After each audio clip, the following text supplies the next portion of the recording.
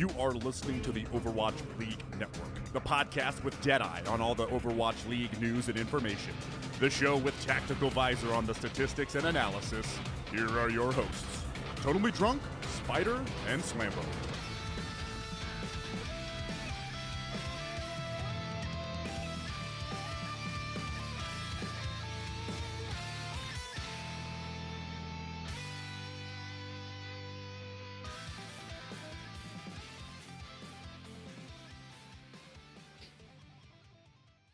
What is up, guys, and welcome back to Overwatch League Network, the podcast with Deadeye on all the latest Overwatch League news, information, and esports analysis. I am your host, Totally Drunk, and tonight on episode 99, we got a lot to cover between, grand finals, news, post-game.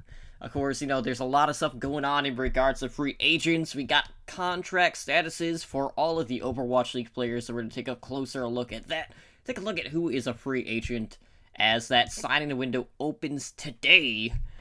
And, we got a little event coming up this week called the Gauntlet, which pits the best contenders team from across the globe against one another in a double elimination bracket to determine just how far behind all of the other regions are to Korea, as they have 3 seeds this year.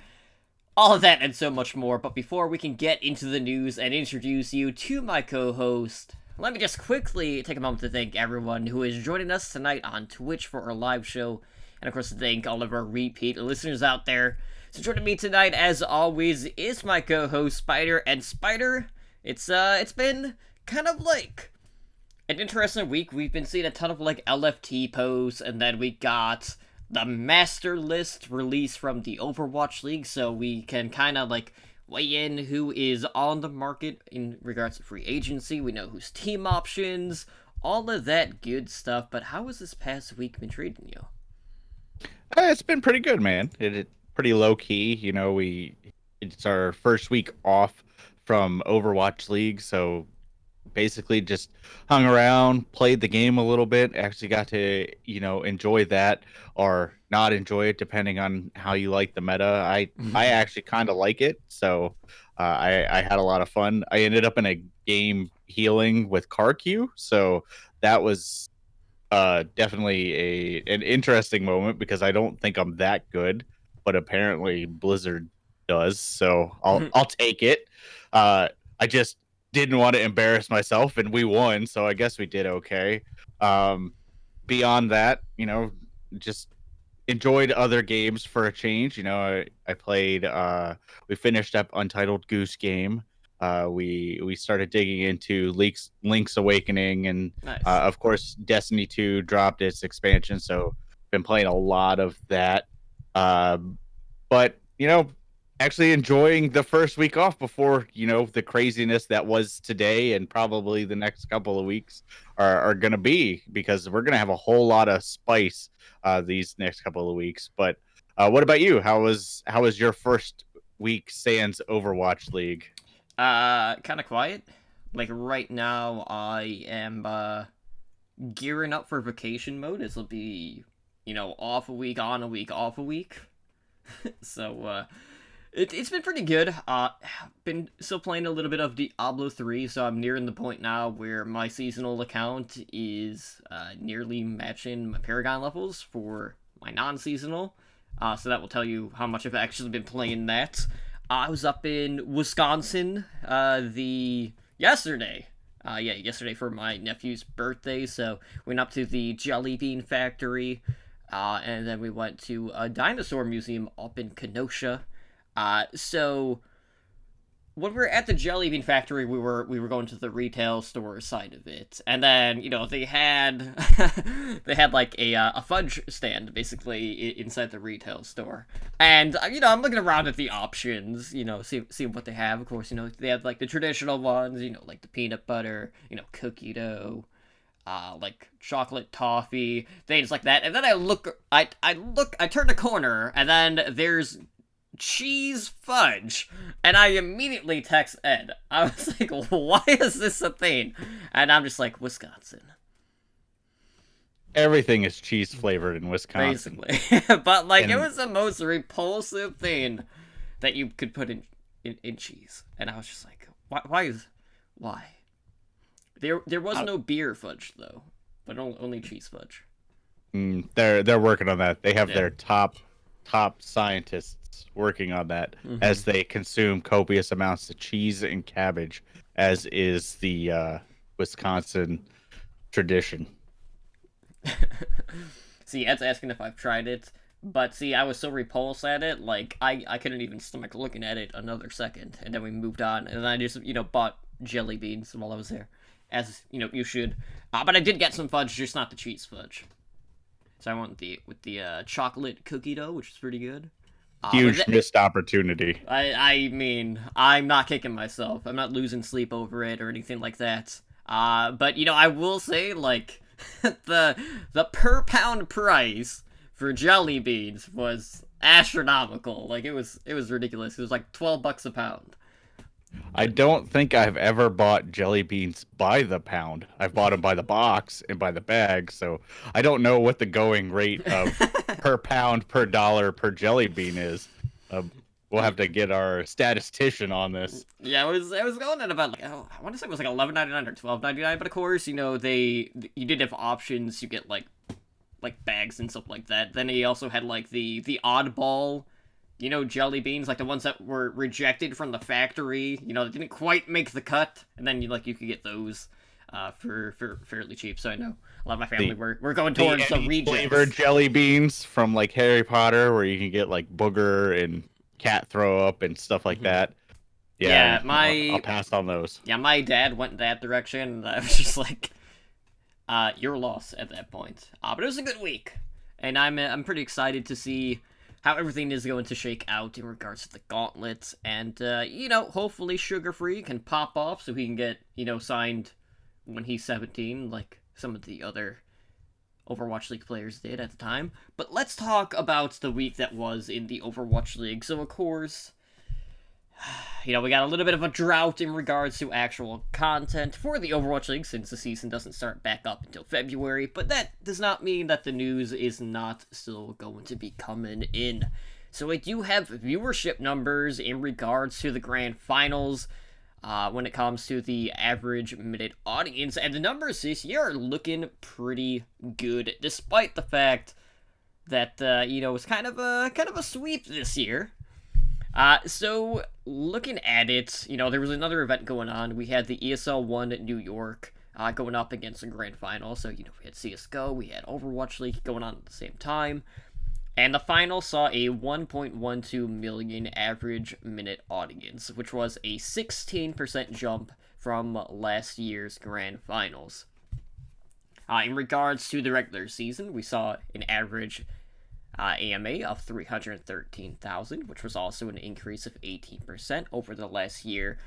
But, when we're talking about viewership, one of the key things is looking at that key demographic, which is that 18 to 34-year-old range. And I know Activision Blizzard reported that there was like a 13% increase in that regard, because they posted 182,000 AMA on that front. But in the US numbers this year were actually really good, posting an increase of 41%. So that's a substantial increase there. And, it's important to note that when, a lot of these, sponsorships and broadcasters are looking at the numbers, like, they want to look at that key demo. And when you compare the Overwatch League to, say, the traditional sports league out there, Overwatch League is the only sports league that's actually growing in that key demo, so that makes it very enticing for some of these other sponsors to come in when, you have all of these other leagues that are just losing ground, essentially, in that demo specifically. First, I'd like to say that I'm really glad that they kind of standardized the viewing metric, because for a long time there we had like viewers, we had hours watched or minutes watched, so this average minute audience that they've collected and they've kind of agreed on is really nice. And this isn't the first time we've really seen it, but this is Blizzard's first like big announcement where they really push this, and this is all good news. Like, you have to take into account, like we were talking on Discord about it a lot, but obviously Sunday in the US is NFL Day. Like that is what it is. And if you look at the AMA for everything versus the NFL, even adding them up and doubling it doesn't come close to the NFL for everything but the NFL. So that should tell you how big the NFL is in the US if you're not from the US. And if you're from the US, you kind of even if you don't like football, you do kind of get it because it's freaking everywhere this time of year. So the fact that it was up against the NFL, and it still pulled better numbers than it did the year before, it is great news. Like this is the kind of stuff that is going to attract bigger and more sponsors. So this was all great news. I am curious to see what it would do if it wasn't against the NFL. Like this could be, double maybe if we're getting crazy, but it would at least be larger because there is a lot in that demographic that do watch the NFL. So you have to think that some of that would spill over, but all good news. Like this is what we wanted to see. The Twitch viewership is always been like the traditional metric, and that wasn't anywhere. I want to say that probably is about the same as what it was last year overall, but it looks like as a whole the retention's better, the reach is better. So this is what we wanted to see. Yeah, and I can only imagine like we'll probably see a steady increase, especially once we start going into more homestand events. So it's gonna be interesting to see now that we're gonna have more of a longer span of game starts, how that AMA is going to fluctuate going into the 2020 season when we have games starting really around the clock, depending on where these homestand events are taking place. Now that we are entering the global league status officially, since the reach is going to be there in all of the markets with start times to their respective markets. So I can't wait to see that.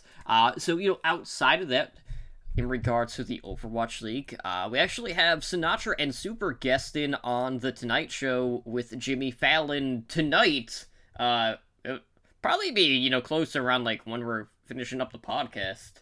But if let's get moving. I want to watch this. Yeah, if you guys don't catch it live, because it is airing at 10:35 Central Time tonight, this is usually available on like Hulu the next day. But this is like one of the first times we're actually seeing esports stars making an appearance on the show, and of course, at the grand finals, Questlove was there. Questlove is part of the Roots, who are the house band on Jimmy Fallon. And what it's important to note, like, why do they go out and select, Super and Sinatra? Well, it's partially because the owner of the Shock, Andy Miller, also the CEO of Energy Esports, that roster was built around Super and Sinatra. Both of those players were signed when they were 17. They couldn't participate in the first half of the inaugural season. And I know they've had like streamers in the past. I know like Ninja's been on there a couple of times, but they're gonna be the first two Overwatch League players to grace that stage. So, it'll be nice because like this is another way to like really extend that reach. So I feel like moving forward, this is probably gonna be a little bit more common. Making more news appearances, things like that. Maybe even more late night spots moving forward. But I know a lot of people initially were just like, well, why these two? Especially knowing that, Super, kind of didn't play in the grand finals, but, he has his own bravado himself, let alone, Sinatra being the bigger name out of the lot here. Yeah, we're gonna see how old stone-faced Jimmy Fallon holds up to Super's comedy going forward. So this is gonna be interesting. I actually question more Sinatra than Super in terms of like personality, because every time Super gets in front of a camera or on a stream or something, he's pretty personable. You may not always like what he has to say, and he may not always say the right thing, but he's at least entertaining. So I could see, it's kind of like the Jake thing. Like you send your most personable person. And in the past we saw like Jake and Raucus go on the morning show, and of those two, I think Raucus did a pretty good job, almost better than Jake at times, just communicating, what Overwatch League is, all that stuff. So maybe Sinatra will surprise us. I do want to see this, because this is, like you said, this is like the first major esports showing on a late night talk show. Before this, like you said, it is pretty much Ninja. So I'm excited to see somebody besides Ninja from like our side of things go on there and see how good or how bad they do. And I think Fallon's probably a pretty good person to go into it, because obviously he does play games. He is aware of the scene. Like he's not like going on, I would probably say like Kimmel, where Kimmel probably doesn't understand gaming as much and stuff like that. So I think Fallon's probably outside of Conan, probably the best person to go on to break into this. So it's going to be interesting. I hope I get to see it tonight. If not, I'll definitely catch it on Hulu, or they also post it on YouTube usually. So one way or the other, I'll watch it. Yeah, we'll see whether or not the Roots do any Overwatch-related music on the show tonight. I think that would be pretty interesting. I'm sure Fallon will bring that up for sure. Just like I'm sure he'll bring up, how much money they won, probably within the first minute of them being on. So, all right, guys, here I'm going to introduce two kids that won $1 million playing video games. Yeah. I guarantee that's how it's going to open. Sounds about right. And it's only a matter of time before we get an Overwatch League Pro on the Masked Singer, because Ninja was literally just on there not that long ago. He wasn't on there for very long, though, was he? Nope.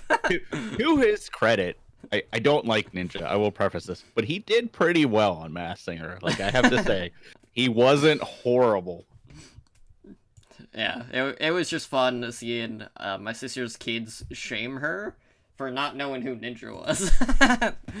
I think that was my favorite part about him appearing on that show. But that's besides the point. Let's move on. Let's talk about some of the changes that we have been seeing on these teams in regards to coaching staffs and things like that. So it's been a busy week on that front if you are the Florida Mayhem or the Boston Uprising. So looking at the Florida Mayhem, right now, they announced the departure of their assistant general manager, Bare Hands, Scott Tester. So basically what's going on right now is they have promoted their other assistant general manager, to the new general manager position for the 2020 season. So, of course, this comes after Florida had moved away from that mixed roster after going 1-6 in Stage 1, and then it would go on to go winless in Stage 2. But, they kind of ended on a high note, if you can consider, kind of being 500 in the stage a high note. But for them, at least, that counts. So, since the end of the season, the Mayhem have, they lost the general manager, they lost an assistant general manager at this point, and, looking ahead at the 2020 season, they got homestand events both in Miami and Orlando. Avastcon, if that's still going to be a thing, I honestly don't know. I know they were talking about that being a meme, but, they were actually going to go through with it. So who knows when that's going to happen, but I'm assuming that would be kind of tied in with the homestand events at some point next year. And, now that we've had some news, we can kind of see where they're going with this. So, of course, Bare Hands played a pretty big role in regards to eyeing some of the talent out there and scouting, a lot of the Tier 2 talent that was brought onto the Mayhem roster.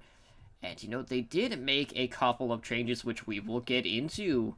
But, when this news broke, what were your thoughts in regards to this, knowing that they basically got rid of someone who kind of, molded their new-look roster in that second half of the season? Did you think, we were going to see, a mass exodus at that point, or was it going to be kind of a slow, maybe a situation where we wouldn't see a ton of movement on that front? Sorry, man. That's all I gotta say. Take Tavik's line. Because this separation, I think, has caused the most spice so far. I think, to your question, I I expected a lot of movement from a lot of the other teams. I really didn't expect too much from Florida in the offseason because they kind of made that throughout the season. Um, Bare Hands getting what seems like removed uh, surprised me because, like you said, he seemed instrumental in shifting it to a Korean focused team. But based off of the comments and lack of comments by former teammates, it seems like he wasn't that well liked around the organization. So I guess this is the right call. We saw them jettison a whole bunch of players as well. So I guess Florida kind of knows the direction they're going. They did keep up a lot. They did keep a lot of their later pickups in terms of who is still on the roster. So there wasn't a whole lot of surprising movement. I would say I was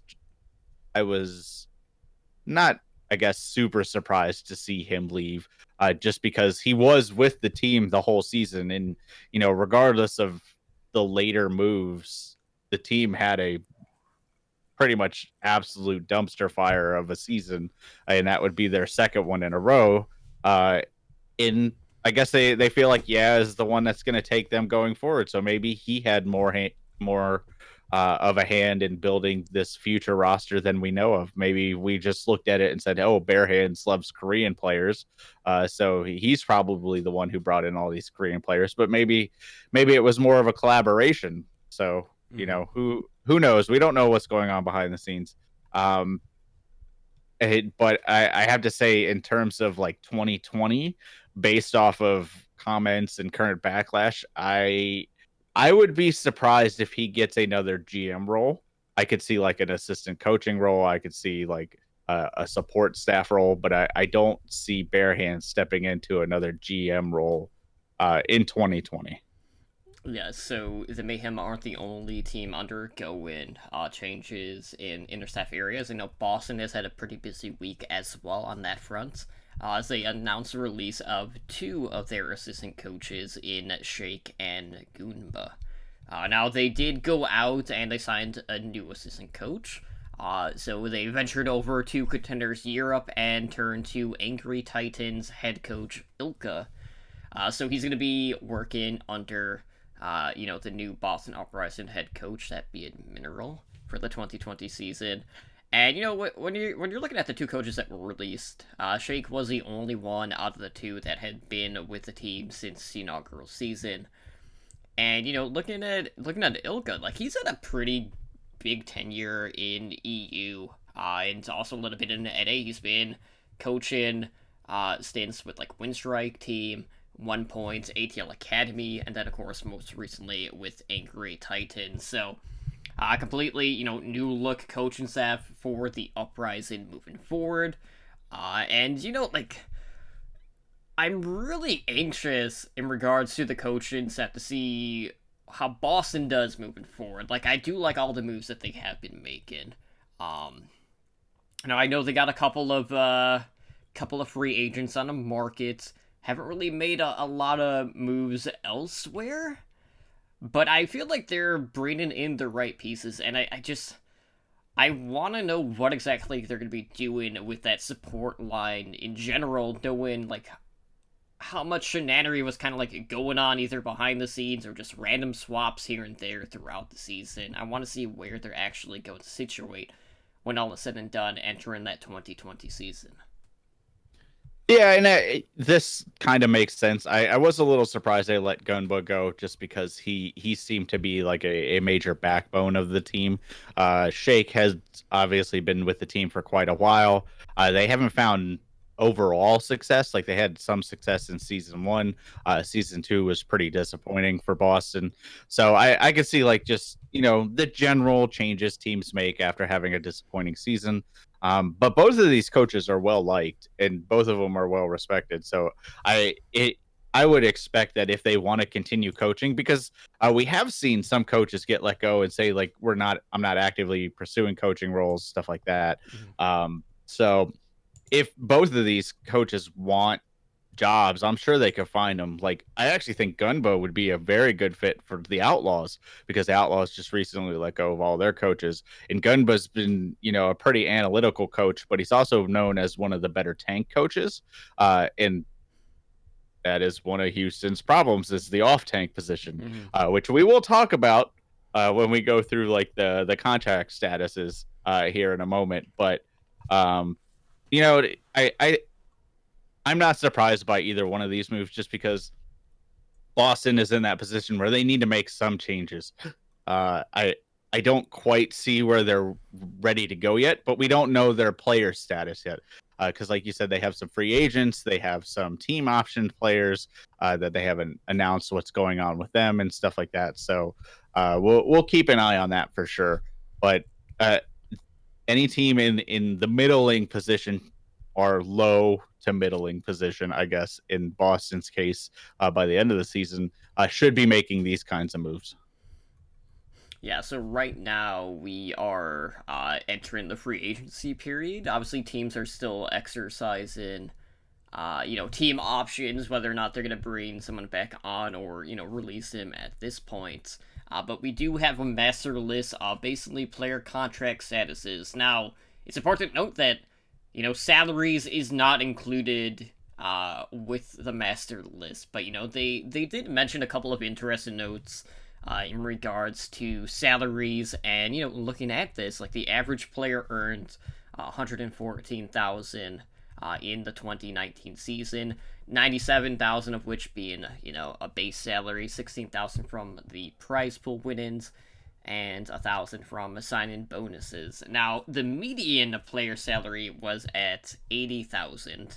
Of course, the minimum for the league was 50,000. So, I really want to know, like, who have been the heavy spenders in the league. I don't know if we'll ever actually get to that point. But basically what the league did is they released the contract statuses for every Overwatch League player out there. So they noted them in one of three areas. Either if they're a free agent, so, they're free to look elsewhere. They have players that are currently under contract, so that will be players returning to their respective teams in the 2020 season. And then there are players listed as team option, who, right now are basically negotiating contracts, and, if a deal isn't made, then they become unrestricted free agents at this point. So as of today, that free agent window opens, so, they're able to sign with any team starting today. And if a player's under contract, they're staying put, and teams basically have until November 11th to retain team options before they become free agents. Now, there's definitely a couple of interesting things when you're kind of like looking at the master list that I definitely, wrote down. Like, for instance, like there was kind of like a leak of a sign-in in regards to the Honshu Spark, who had Zijin listed on the roster, who is a tank for Billy Gaming, which is their academy team. And I know there's been a lot of commotion about Dallas Fuel, in particular, knowing that basically everyone outside of one player is under contract for the 2020 season.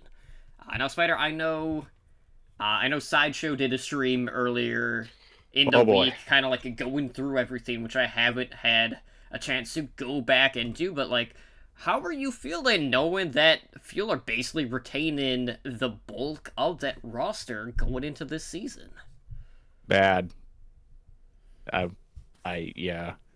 So up to this point, I've been a huge proponent of Dallas need to make a lot of changes, and they need to basically burn it to the ground and keep maybe one or two players and rebuild around them at that point, because Dallas, by all accounts and purposes, have had two bad seasons. I mean, there's no other way to look at it. They're definitely disappointing. Season one, they fell flat on their face and hardly recovered. Luckily, a meta shift and an overpowered character and someone who was good on that character basically dragged them through stage 4. And then, season 2, they looked decent, stage 1 and 2, but that was mostly strength of schedule and people still figuring out goats.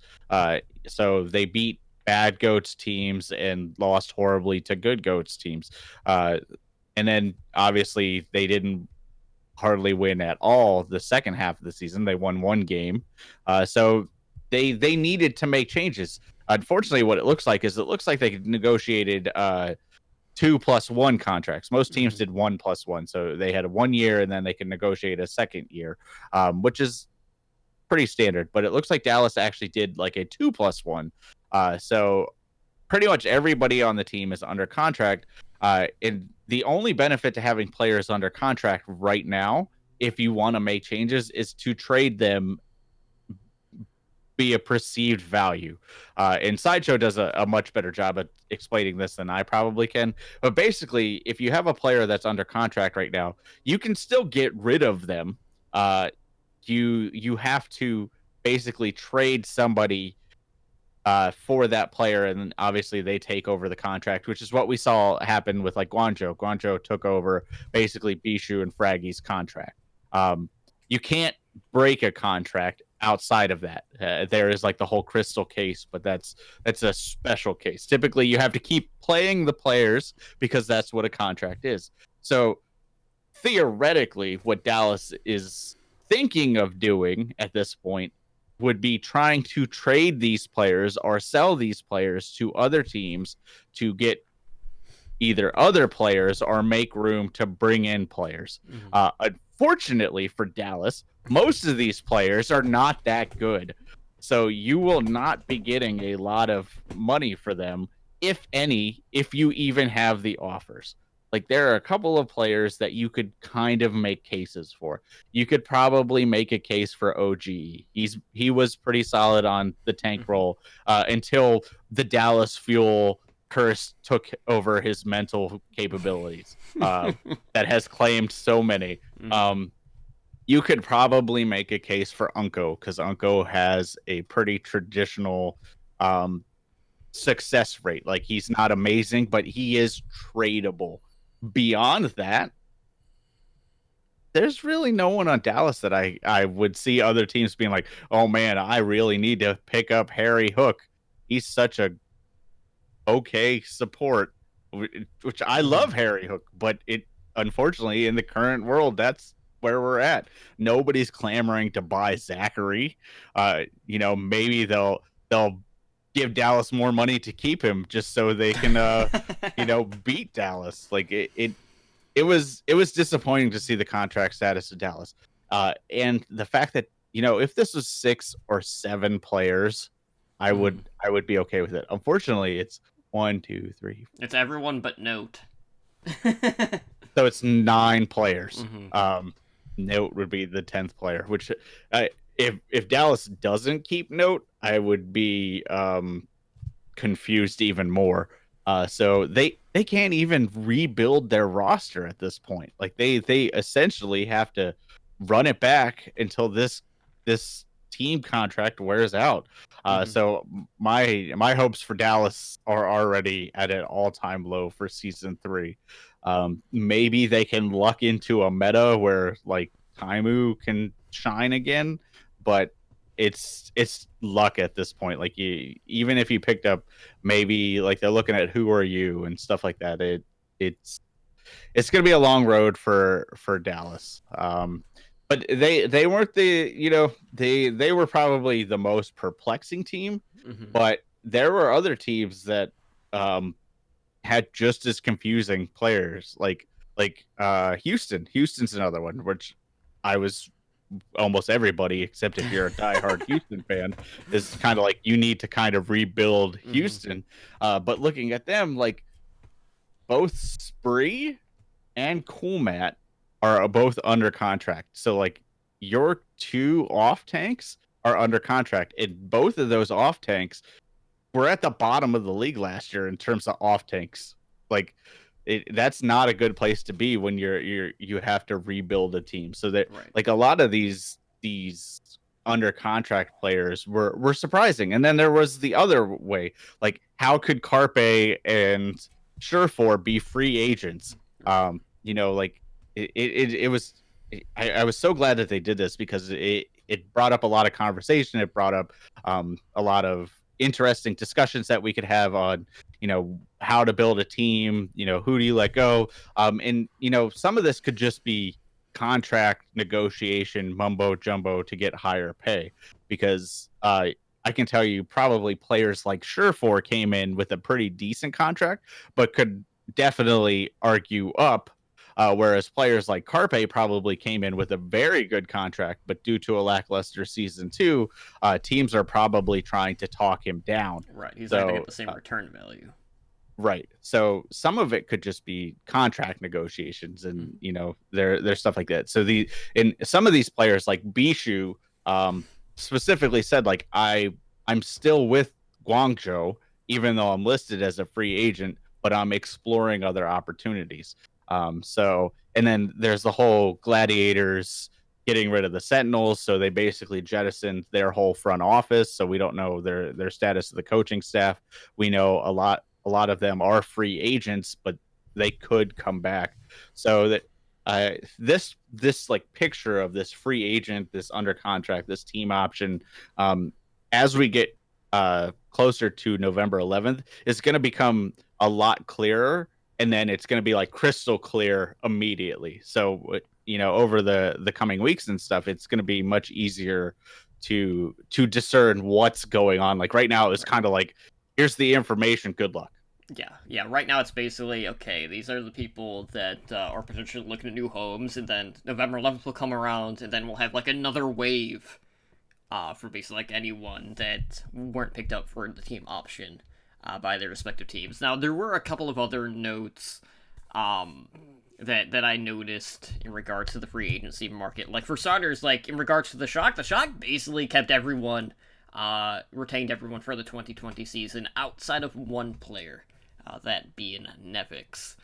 And the other thing that stood out to me was the Chain 2 Hunters, who have all of their players under contract for the 2020 season. Now, I know there was like a lot of like murmurs about, players being happy, players wanting out. So that one kind of surprised me, but like we don't know like how much truth there was to that, but obviously the Hunters had, their fair share of struggles even with the introduction of Rollock into the Overwatch League. So that was another one that kind of took me by surprise. But when you look at the current players that are listed as a free agent, we got some pretty notable names.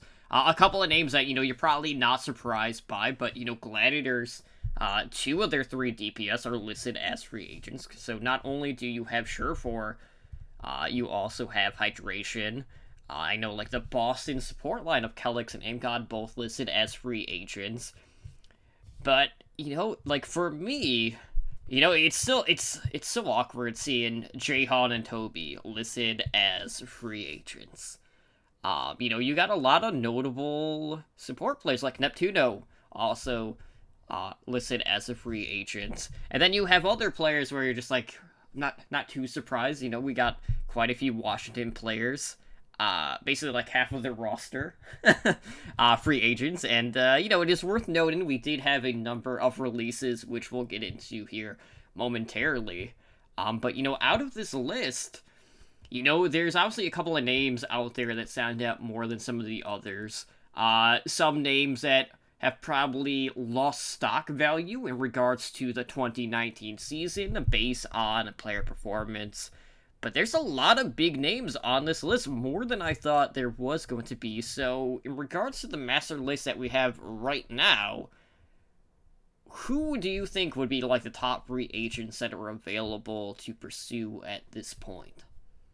I mean, I have to say Carpe, even though he had a lackluster season. You have to think that some team is going to want him just because of the possibility of him popping off. But honestly, one of like the sleeper picks for me was Hotba. Like I was surprised at seeing Hotba on the free agent list because he was kind of instrumental in Guangzhou's kind of rise to prominence in stage 4, and making not a great run into the play-ins, but doing decently. He was well within the rights of that. So that surprised me. Beyond that,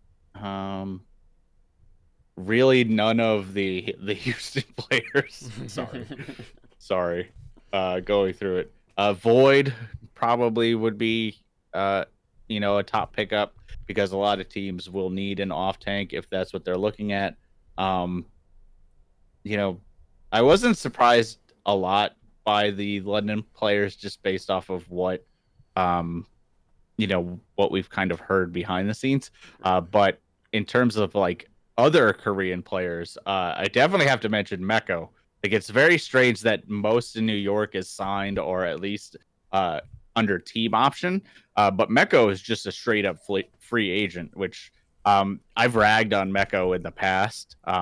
And that's mostly just because he hasn't played up to the rest of his team. But he is still one of the best off tanks in the league easily.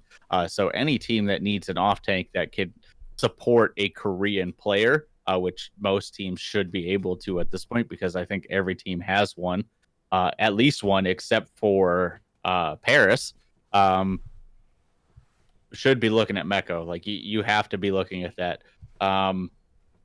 Beyond that, I don't think there's really anybody else that you didn't mention. I'm just trying to see. Gamsu's a free agent. I didn't realize that. I just saw that, so that's a little surprising. But I think that should be it. Yeah, that means his dog is also on the market too. So there's gonna be a lot of fanfare involved. Whoever ends up picking up Gamsu.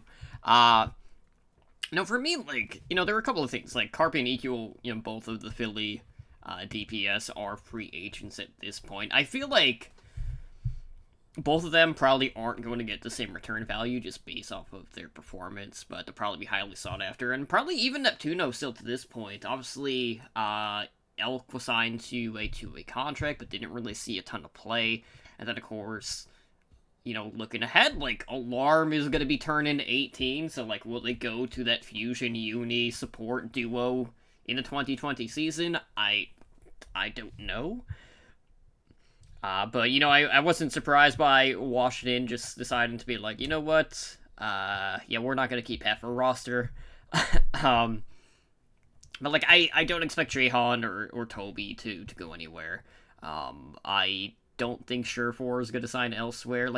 I can't imagine a situation where the Gladiators don't try to retain that DPS line, even despite the fact that Decay didn't quite live up to the Bidden War namesake. But that being said, there are going to be players out there, some of which you'll see in the Gauntlet, which are definitely going to be in line for a similar push on that front. But looking back, we did have a number of releases over the past week. So let's start with the Florida Mayhem. So the Mayhem, they have released, looks like 5 players over the past week. So they let go of Hagopen, Rain, Zephyr, Swan, and DPI. So granted, a lot of these are kind of like their backups. Hagopen to me still a bit of a surprise. I felt like he was one of their more consistent players. Zephyr, now that, Gargoyle has kind of just taken center stage, not a surprise there. I know a lot of people were still down on Zephyr's performance throughout the season, and Swan never really got going, and a lot of that was just due to, Fate being brought in on that team. So, that's a pretty big turnaround considering the amount of changes that we saw from the Mayhem after the first half of that season. So, whether or not they're going to continue to go that budget Korea route remains to be seen. But, it does give them plenty of room to bring on new talent. And, the Gauntlet is going to be a very good spot to, kind of seek out free agents, scout some of the talent that's out there. But, it's interesting because, for the longest time, Bare Hands was more... He was considered to be, more hands-on than some of the other assistant GMs out there, so we'll see what direction they are going to take as a whole. But this was not the only team to make changes over the course of this past week. As I know, London made a couple of changes as well, and, kind of, going back to... some of the stuff that we heard kind of behind the scenes with this team, Bird Rain seems to be pretty unhappy. Obviously, we saw some changes in regards to that damage line in the playoffs, And here we have Guard and Birdrain both being released by the Spitfire, with Nuss also being released on the support line. So, London are slowly kind of like cracking a bit. But, it's interesting. Like, we still have Krillin, who was basically like picked up straight from the ladder. They still kept Quartermain. They kept the Rap God there as well. So they're going to be looking completely different. So, who's going to be the superstar that they're going to go out and seek to replace Birdrain on this DPS line? Because, Prophet, as great as he has been, can't do everything himself for London. No, and we like you said, we heard rumblings of Birdring being unhappy, so him leaving isn't surprising. Guard leaving after kind of a lackluster season isn't super surprising. I was surprised they let go of Nuss, so I wonder if there was some stuff kind of like with Birdring, where Nuss just wanted out at that point. So that it all in all, like them letting go of 3 players after not being able to bring the championship home again isn't surprising. It's a move that a team that failed to meet expectations would need to make. So all in all, not surprising. And like you said, with the Florida moves, the only one that surprised me was Hagapon, but we've heard rumblings that he wasn't happy there either, but that was under the previous, office staff with like bare hands and stuff. So maybe he just wanted to explore other opportunities or do something different, because he's expressed that in the past that maybe he doesn't want to do, professional Overwatch anymore. So maybe he just wanted out of it. But in terms of like Swan, Zephyr, DPI, Rain, they're all backups at this point. So Florida is still going to stick pretty much with that core roster you saw in stage 4.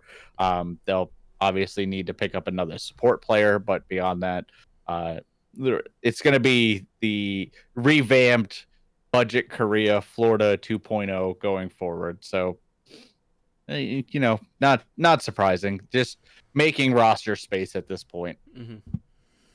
So also making roster space, of course, we got to talk about the Washington Justice, who released 4 of their players, 2 of which come from their tank line.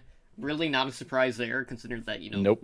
Lodisish and Elivote are in the waiting. So gone are Janice, gone are Sansom, same with Otto and Heianu. So quite a few changes on that front. And, 3 of those, I want to say, or actually 4 of them were listed as free agents anyway, so that's not too much of a surprise on that end. So we'll see if Washington's kind of like going back to more of a Western front, or like if they're gonna stick to that mixed roster. To me it just makes more sense for them to try to stick to non-Korean talent at this point, and probably just go a mixture of NA and EU. Yep.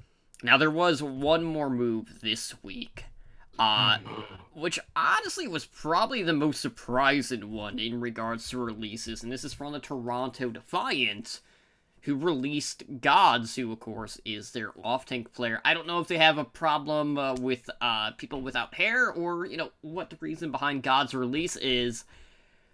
But man, like, that one definitely hurt me, because I'm like, oh, okay, what's going on here? And I'm like, oh crap, what's gonna happen with Mangachu at this point? Because that was like the first thought that crossed my mind. I was like, okay, what's Mangachu's status? I was like, okay. What was their? Yeah, this calls into question like what was their contract status going into Toronto late into the season 2, but at this point, I'm hoping Gaz goes to Houston, because I think he would be a great fit at Houston, because he's super versatile, and I think he can find the success there that he didn't quite find in Toronto. Why Toronto let him go? I would probably just say contract status and lack of immediate results. Like, Toronto didn't do very well even when they brought in that retooled roster. We saw signs of life here and there, but overall lacked success. So I think Toronto is just saying, we had the option to let him go, and we did. So I am sad because I love Gods. I think he's a phenomenal player. I think he's a great asset to any team. Um, it just seems like Toronto wasn't the right fit for him. So hopefully he finds another team and he doesn't get relegated back to contenders for 2 more years. Right, that would be a shame. Whether the Outlaws pick it up, I don't know if the Outlaws go out and just be like, okay, we have 3 off tank players. Why not? I mean, they've made weirder decisions and they can actually pick up players at this point. Mm-hmm. They could add some players in. They had 3 support players, so some of their support players are team optioned or free agents. So they could drop a support player and make room for another off tank player, because I can tell you going forward, Spree and Cool Matt probably aren't your answer unless Cool Matt has made a huge turnaround and is a ridiculously good Sigma player that we don't get to see, or whatever tank is in next season. But I think Outlaws need an off tank, and I think Gods is a great off tank because he's shown he can play pretty much any tank role at this point. So as opposed to the current Outlaws, who can really only play one. You got a Zarya and you got a Diva. Unfortunately, well, one's a good option. One of them is a good one. The other one is kind of pretty lackadaisical. But who are you referring? Here's the problem with that. I don't know who you're referring to as the good one, because when Spree was on Zarya during a Zarya Rhine meta, he wasn't good at it. Mm-hmm. And when Cool Matt came in during a Diva Zarya Rhine meta, he wasn't good at it. There was literally metas there were freaking Dante was a better Diva than Cool Matt at certain parts of the season. Okay, agreed. For the Outlaws. This is like the Dallas Fuel discussion again. Like, they screwed themselves with contracts. Okay, so to rephrase it, let's just leave it at middling at best. Yeah. Basically, on both fronts. Being generous. Yes. On both cases, basically. So of course, we'll keep our ear to the ground when it comes to all of the races and all that. So we'll keep you guys posted on that, but expect a ton of movement over the next couple of weeks as contracts are worked out. We'll see who's going to re-sign. We'll see. So wait and hear about any sort of promotions from academy teams as well. We'll see if there's going to be any trades opening up in the weeks ahead. But right now, all eyes are shifting to the culmination of the 2019 Overwatch Contender season, because we got the Gauntlet this week. So the Gauntlet is taking place between October 9th through the 13th, and this is going to be at the OGN Giga Arena. We're coming back home to Apex in Seoul, Korea. So what is going to happen this weekend? Well, we got 10 teams competing across 6 regions, looking to duke it out to be crowned the Gauntlet champion. Now, basically how this is going to work is we have 10 teams that were split into 2 different groups. And this tournament is going to be a double elimination format. So early on, we will have 1 team being eliminated from each group.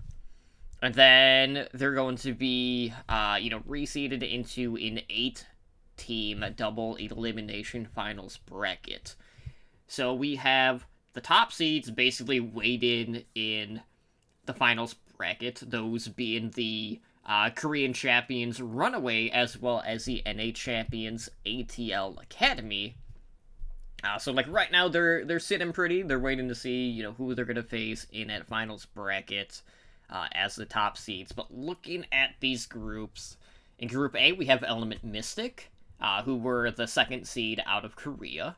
You have HSL Esports, who are the only representative for EU after NA dominated them on home turf in EU. That was always, happy to see that.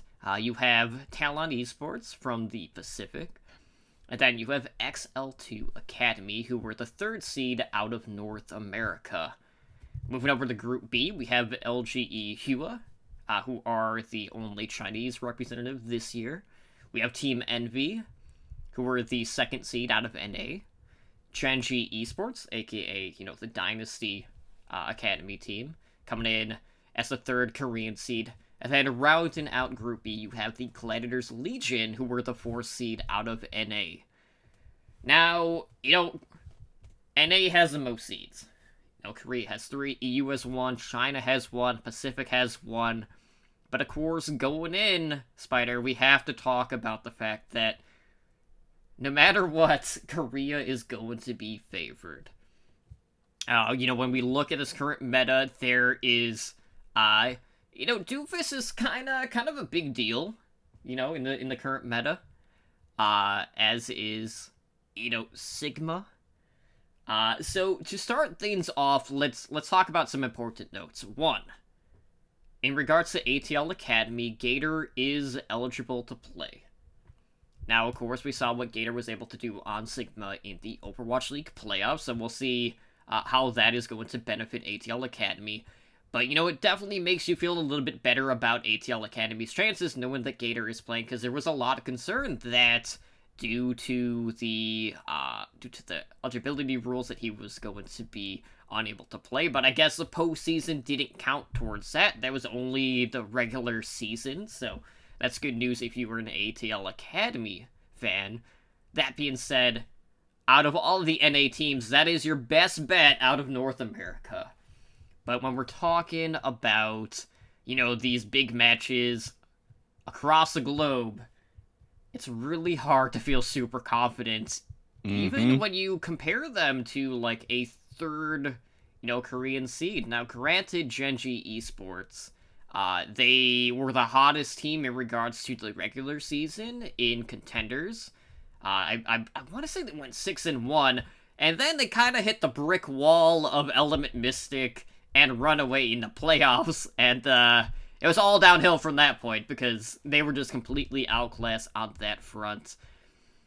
But, Element Mystic are coming into this with the best Doomfist player on the planet, a lot of people would say, in Sparkle. And if we're talking about potential players who are going to be highly sought after, someone who very likely could be this offseason's decay in regards to bidding wars, Sparkle, to me, easily is at the top of that list. Yep. Without a doubt. Keep an eye on him for sure. But, it's worth noting, like, we do have the bracket generator for this. I know I had to redo my bracket after, finding out Gator could play. So my bracket does look a little bit differently. But who are you favoring in regards to who's coming out of these groups? Because obviously, like, Group A seems pretty obvious. Element Mystic, despite kind of a slow start in Contenders Korea this past season, really picked up a lot of steam, only having lost to Runaway in the playoffs. But, Group B is more of a toss-up. You have China, who with LGE Hua, who have still kind of, like, been beaten to their own drum. Envy has been a powerhouse team in NA, except against ATL Academy. Genji really only faltered against the top Korean seeds. But, the Legion is kind of like the odd man out on this front. Yeah, I actually don't have a lot of faith in Gladiators Legion. I have much more faith in the other two NA teams in the group stage. Obviously, I think Atlanta Academy dodging the group stage is great no matter who you are, but I think Atlanta Academy will use that to their full advantage because, I mean, freaking Gators basically smurfing in contenders. I mean, he just put up a, they didn't go far, but they beat what would eventually be the season 2 champions. Granted, it came down to a C9, but they still put themselves in a position to win that match.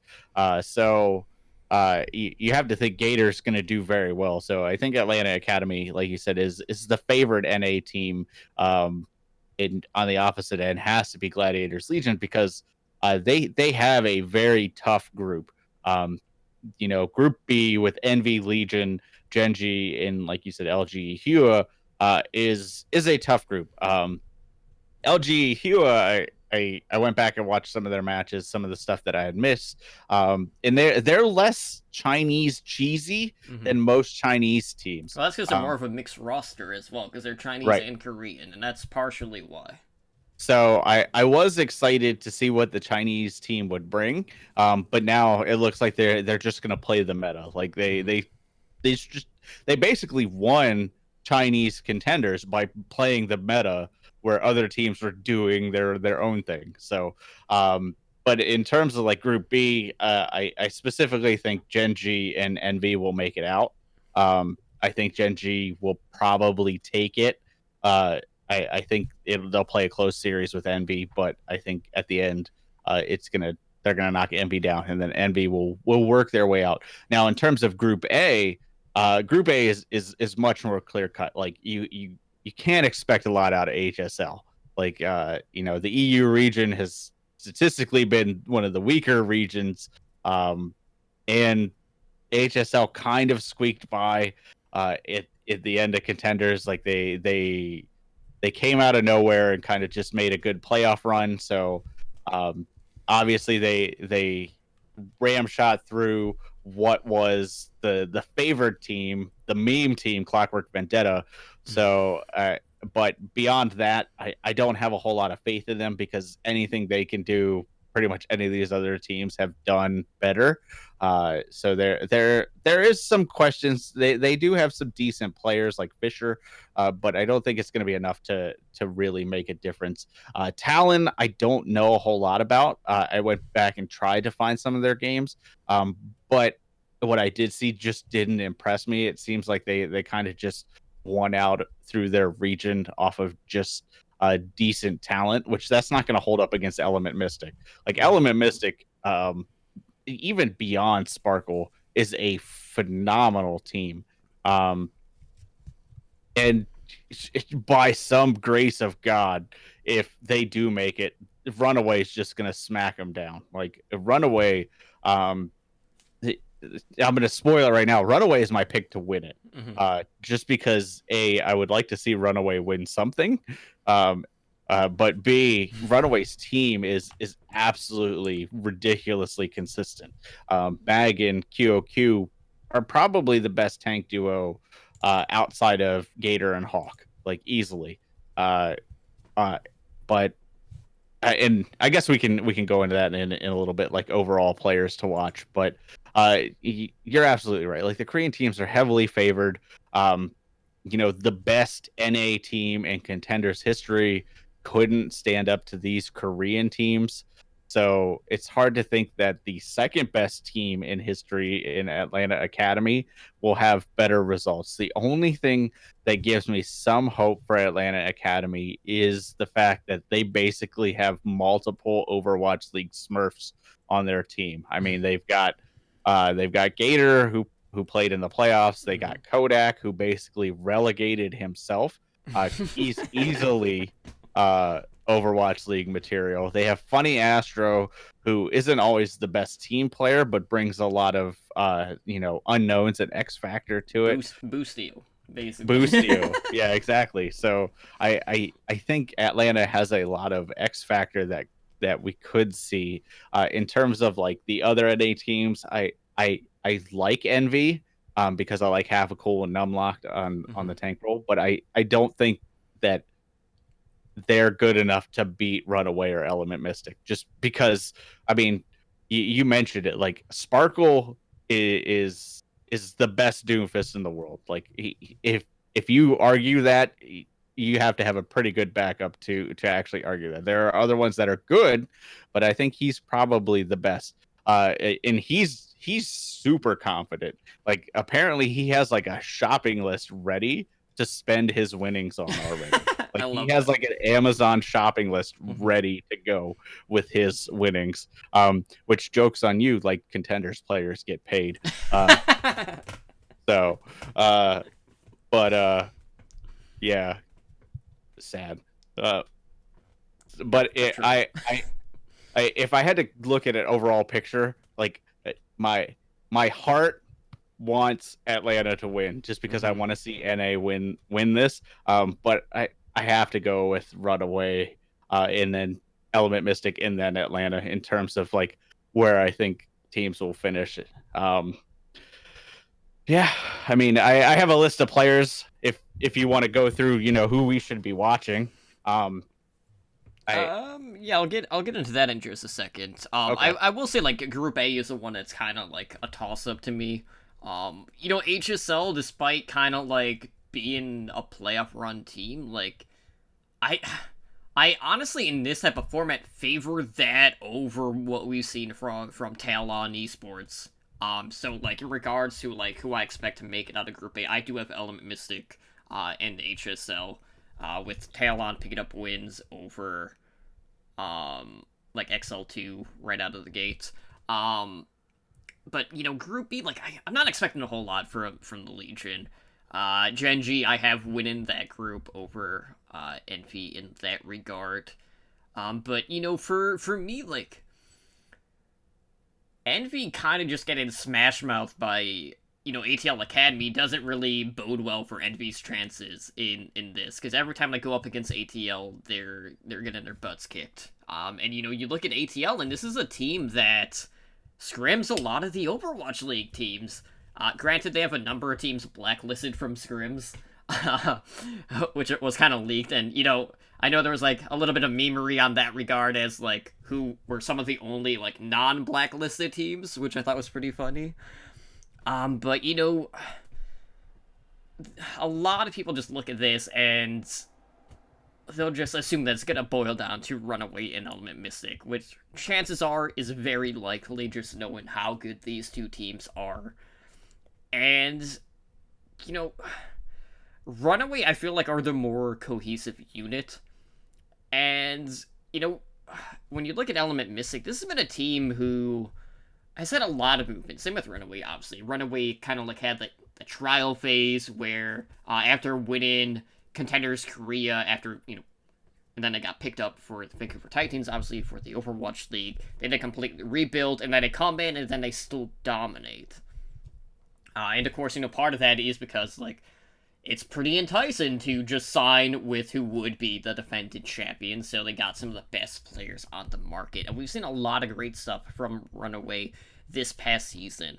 Now, it is worth noting that there are a lot of players out there in regards to the Gauntlet who are eligible to sign for Season 3 of the Overwatch League. And while I don't have like a master list of like the NA and EU players, I do have a better knowledge of who is available in regards to the Korean scene.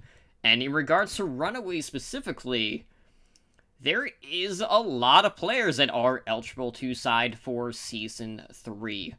Everyone except one player on this roster can sign. The only oddball out is one of their DPS players in Assassin. So, you're looking at players like Hizu, Yaki, Shui, Mag, QOQ, Lee Shengon, and Gain Engine are all eligible to sign. Whereas, in Season 2, pretty much the bulk of that roster wasn't able to get picked up. Now, obviously, Sparkle, probably the biggest name out of the lot in this regard, but there are a ton of players out there to kind of like keep an eye on. So, while yes, a lot of the talk will be built around Sparkle, you can't discredit his DPS counterpart or partner in Doha, who this team is going to come out and run a lot of Doomfist, a lot of Reaper, and, when you're looking at the field, Doha's Reaper has been one of the standouts, so you got to keep an eye on both of the Element Mystic DPS. So, sure, a lot of the initiations are probably going to come in clean from Sparkle, who, even when Doomfist wasn't meta, was kind of styling on people with the character. So I cannot wait to see how he's going to go up against someone like Yaki, in regards to Runaway. But, Gator is definitely going to be a player to watch in this. Probably more so than, like, Sugar Free. Like, obviously we hype up Sugar Free a lot as, like, one of the youngest, like, prodigies in regards to contenders across the board. But, a lot of ATL's run could rely on the accretion usage from Gator, I'm not expecting like any like weird swap ups with Gator switching roles because that would be just too awkward, and he's already, used to playing that role altogether. But for me, like the other players, to, like kind of keep an eye on. Like I'd be looking at Oberon in regards to Genji, who was a top 3 main tank in Contenders Korea this season. Runaway have always had a solid tank line with Mag and QOQ. But Talon is kind of like an interesting team across the board because they don't really like, they have a couple of players that like have done good, but they don't have like a lot of like household names. Like I know they have like someone like Patafan who has been competing a lot in like the World Cup on Chinese Taipei, like alongside Mickey. So on Talon, he'd probably be the person that I'd watch. Sharp from Team Envy is another notable name, but like Envy has a kind of a weird problem where they have a lot of like hit scan players, and I don't know how that's necessarily going to translate in this current meta. So I'm expecting a lot of fall off from them. Granted, out of NA shot, like they're still the clear-cut second best team out of that region. Yeah, I mean, there's a lot of good players you can keep on. You hit the big one, which is Sparkle. The other one is Water for Gladiators Legion. He's very hit or miss, but he is definitely one of the higher DPS prospects. If you can rein him in, which good luck controlling Water, but if you can rein him in, he is a phenomenal DPS player. So obviously keep an eye on him. Glister and Wakid. Wakid, you might know, was a previous Overwatch League pro for Seoul with middling success. More middling than some of the middling names we mentioned earlier. Yeah, you could also throw Wooyal in there too. With also Wooyal, a similar vein there. Yeah, exactly. But Glister from Genji is one I'm really curious to watching because he's been doing very well. In terms of Chinese, LGE Huya has Kami, which they brought in this season. And Kami was a big part of their success of beating the favorites of Billy Gaming in the finals there. So Kami, I'm going to be really watching to see because there are going to be teams, specifically probably the Hunters, but possibly the Spark looking for other Mandarin-speaking Chinese players. So Kami would definitely be a pickup for that. You have to mention Crimso. I mean, come on. Mm-hmm. This guy's been a solid support player for freaking 2 years now, not winning, but having very good success in World Cup with Team Canada. So him on Team Envy is a huge person to watch. I already mentioned that I love Havacool, so I think he's a solid player. And then finally, I mentioned him earlier, but Fisher from HSL is super flexible, and I think he could be one of the few players from the EU region to make it into Overwatch League going forward. And there is one underage player that I want to mention that I want people to watch, and that's Takayaki from Element Mystic, because he's currently my favorite tank in Korean Contenders because he's nuts. Yeah, unfortunately, I don't think he's eligible. No, he's only 17 now, so that's why I saved him for the end. But it is a name that you should at least become familiar with, because I feel like he's going to be a big pickup for Season 4 if he continues on the pace that he's on. You always run the risk of running the flower route where you look really, really good and then don't. But if he continues at the pace he's going, Takayaki will be one of the more sought after tanks in Season 4. Mm-hmm. Yeah, and it's important to note too, like obviously, a couple of these are academy teams, so there is a potential that we could see some promotions, with Genji Esports. There's really not a whole lot of academy teams, now that I think about it, outside of that team in particular, so that's kind of unfortunate, but it is what it is. I mean, of course, we got, XL2 and Gladiators Legion. My problem with, highlighting Water is, like, he's so flash of the pan, like, Legion across the board have been very middling. So, like, I don't know how much stock value I'm going to put in them, especially in Group B with the competition that they have, since they were the lowest seed to, you know, kind of make it through in that regard. But in regards to like Gen G, I fully expect Glister to get promoted in the 2020 season. Oberon is probably gonna get promoted as well as a backup. You know, maybe we'll kind of like get back to the Soul A and Soul B route that we kind of saw in the 2019 season, which actually ended up working pretty good for Soul. Granted, you know, it kind of made the substitutions kind of wonky at times because you didn't know fantasy-wise who would be starting.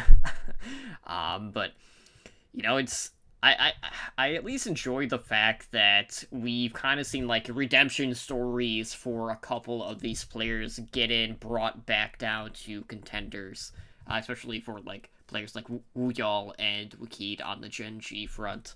But, you know, for me, you know, looking at the winners brackets, you know, obviously I do have it between Runaway and Element Mystic. Whether or not Element Mystic will take the upper finals or not remains to be seen.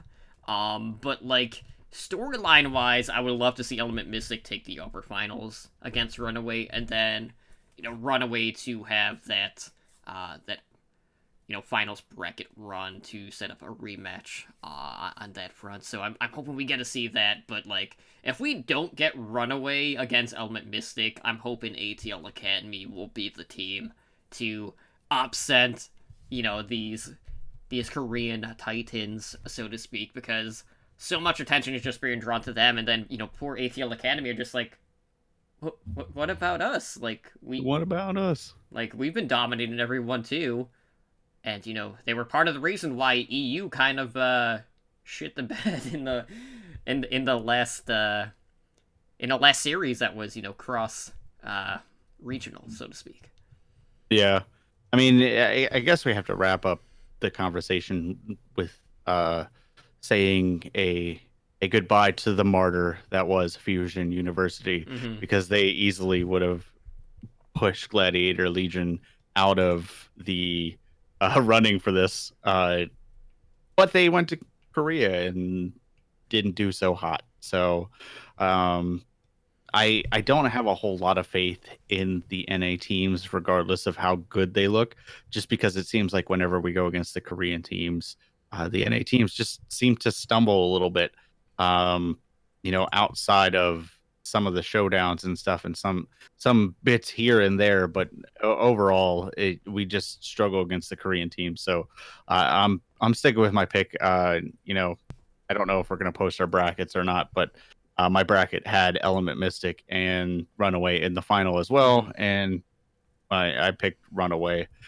just because out of those two, I don't know if statistically that's who I think would win, but that's who I want to win. So that's going to be my pick. Right, and I will repost the bracket generator in our Discord, but, you know, matches start tomorrow. You know, of course, this is a Korean tournament. I think it starts like 9 p.m. Central Time. So, you know, it's going to be a pretty late one in regards to that front. But, you know, the first match we have is with Element Mystic going up against Talon Esports, followed by HSL Esports against XL2 Academy.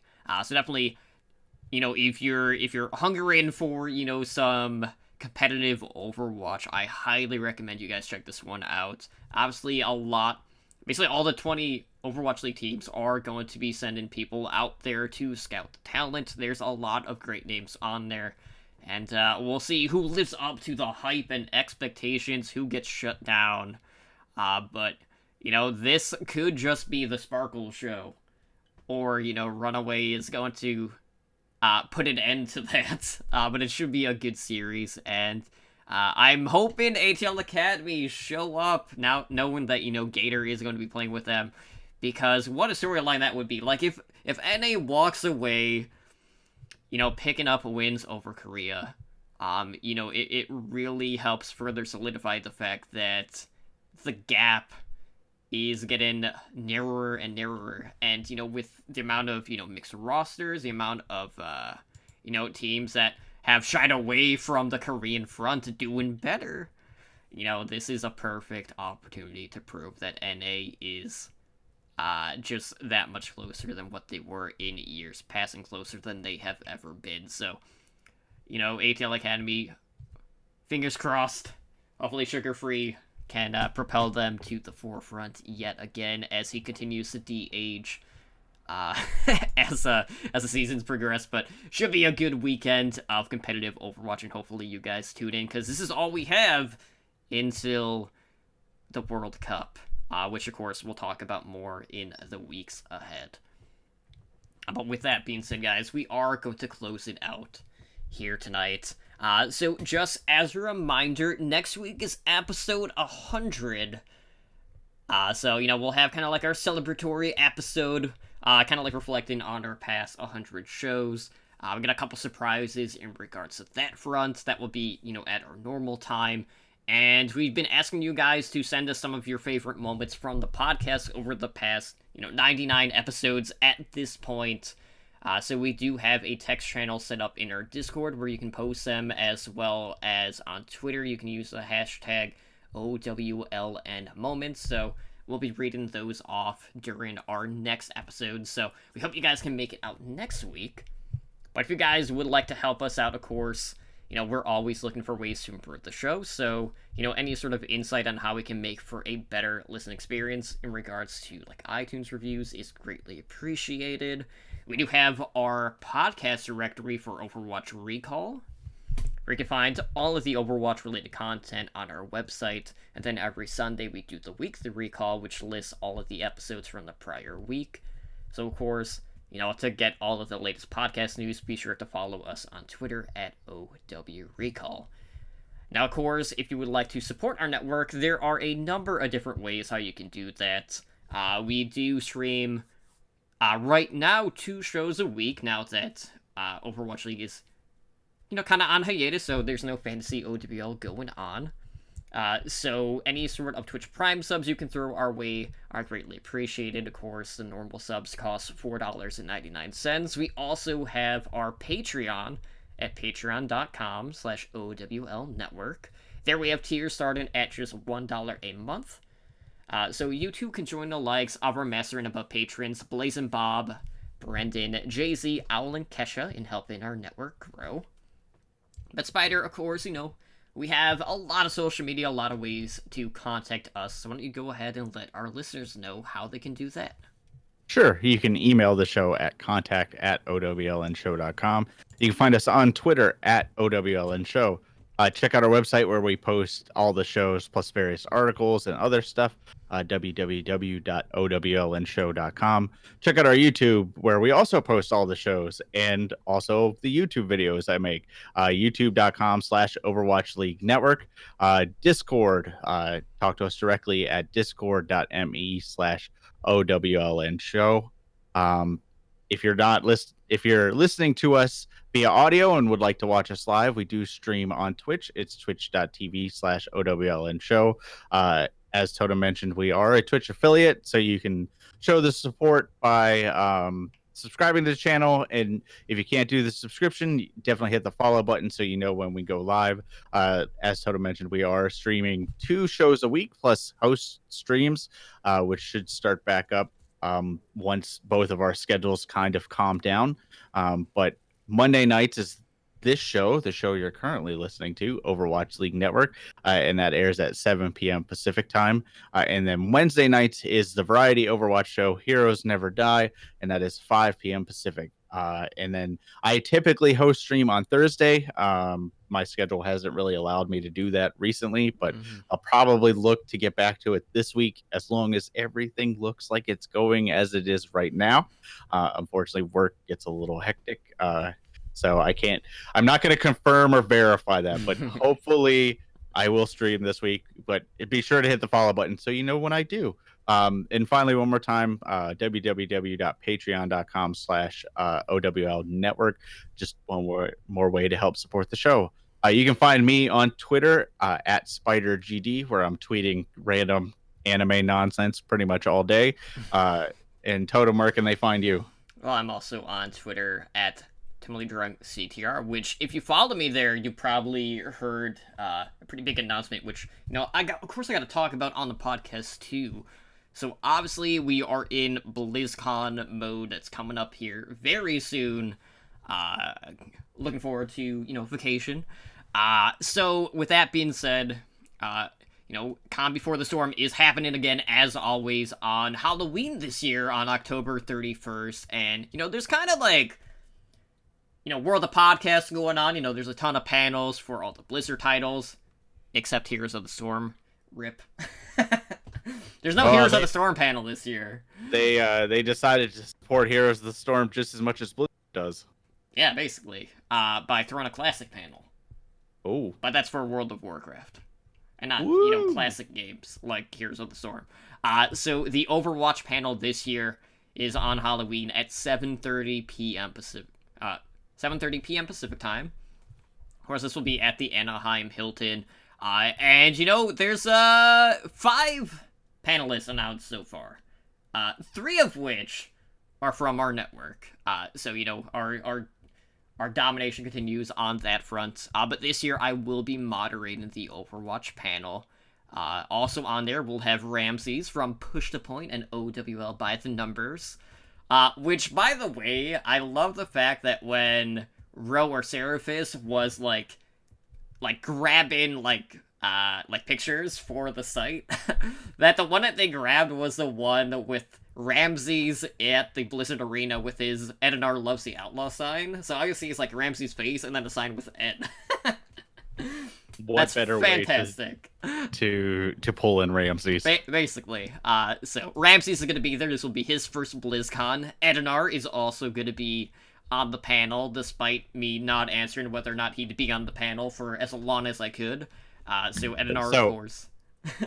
Is this the show where we announced to Edinar that he doesn't get to be on the panel because I'm replacing him remotely? Yeah, you're just going to call in. Yeah, exactly. Yeah, we'll do that. But Edinar will be there representing Heroes Never Die. Of course, he's also on OWL by the Numbers. And then, we got a familiar face in Blevins representing High Noon Podcast. And then we'll be rounding that out with D, aka Atomics, if you follow him on Twitter or Twitch, who is from the Omnic Weekly. And of course, we have one more who has not been announced as of yet. But, it's great. We kind of continue the trend of, having good representation from our network. This will be my first year moderating the panel after I was on it these past 2 years. But basically, everyone on this panel so far I have collaborated with in the past. Obviously some more than others, just due to the fact that 2 of them are co-hosts on another network show. But, it's always great having familiar faces, people that, we already have that kind of, pre-built synergy going into the panel, so, my expectations compared to the field are going to be pretty high. My only concern, Spider, is the fact that it's only 45 minutes. And you know how Edinar and I get, especially when Ramses is involved. We would have no problem just going all off-topic for 45 minutes, let alone actually talking about relevant information. You're going to have to rein yourself in So pretty that's heavily. going to be a challenge, but we hope if you guys are going out to BlizzCon that you make the trip to the Anaheim Hilton for the event. For the Overwatch podcasters out there, we will do our photo op of all the podcasters like we did last year. That'll probably be either before or after the panel. But, we're hoping to get a good group together on that front. And if you're not attending, don't worry, as the panel will be available on podcatchers.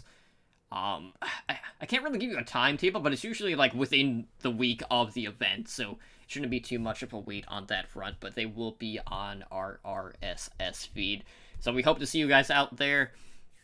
And if not, be sure to download it off of our feeds, but it should be a very good event. And, this year they partnered with Wowhead, so it's going to be a pretty big event, and everything's going to be on one floor this year, which I'm happy about. No more running up and down the stairs trying to get to places. Everything's going to be a lot easier to maintain, so I'm looking forward to it, and I can't wait to see what Overwatch artwork I'll walk away with to put up on the wall. So I I want a close-up of Sigma's toes. I can confirm that was not one of the entries. So, that's Immediately unfortunate for you. disappointed. Yeah, as you should be. But with that being said, guys, thank you again for joining us tonight on another episode of Overwatch League Network. This has been episode number 99. I've been your host, Totally Drunk, joined, as always, by my co-host, Spider. And we hope to see you guys back next week for episode 100. Take care, and have a good night.